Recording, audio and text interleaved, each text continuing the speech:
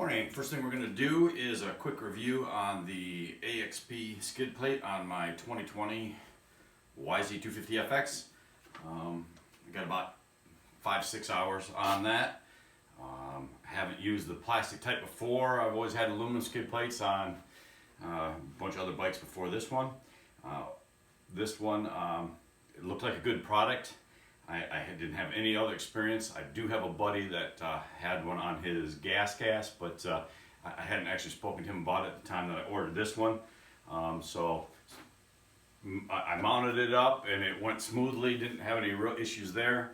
One of the things I did notice is that when I got the paperwork and got the skid plate, the paperwork doesn't say anything about the 250.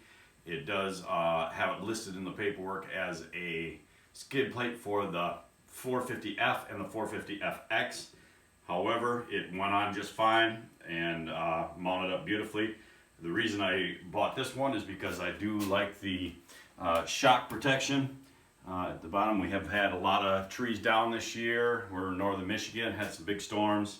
In the spring, we had a lot of stuff down. So we're hopping a lot of logs. Again, had another couple big series of storms this summer, and again, had a lot of log hopping. So it has gotten some use. It does seem to work pretty well.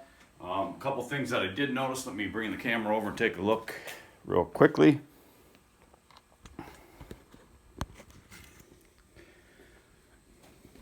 I did notice that here, pardon my camera work,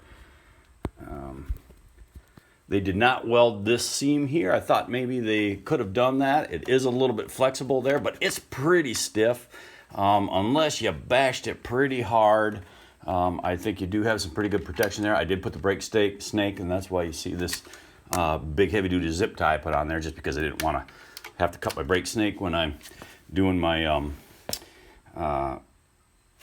oil changes. But I did think they could have plastic welded this and would have added to the strength of that. It's a little bit similar on the other side, but I don't think it's hugely significant.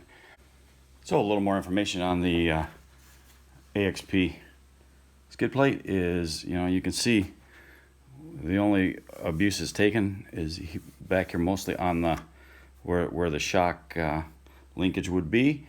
So I do think that's a good design to have that tail on there. I know some of the skid plates don't have that, and with the linkage suspension, I do think it is necessary. It is scraped up a little bit here on the front, so it's doing its job, but yet it doesn't look bad. It looks like it's going to hold up well. And like I said, we've had a lot of trees down lately, so we've been definitely getting its use.